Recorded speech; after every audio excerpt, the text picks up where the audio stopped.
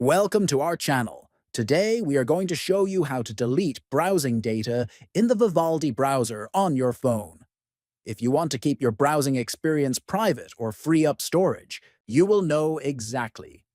First, open the Vivaldi browser on your phone.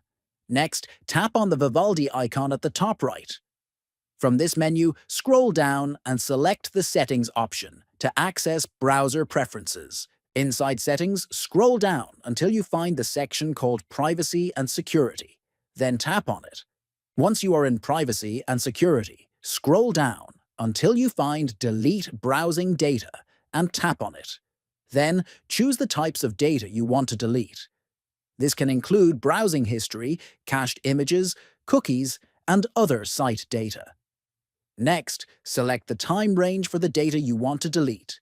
You can choose from the last hour, last 24 hours, last 7 days, last 4 weeks, or all time, depending on your needs.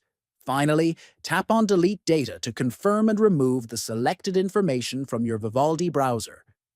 Thank you for watching.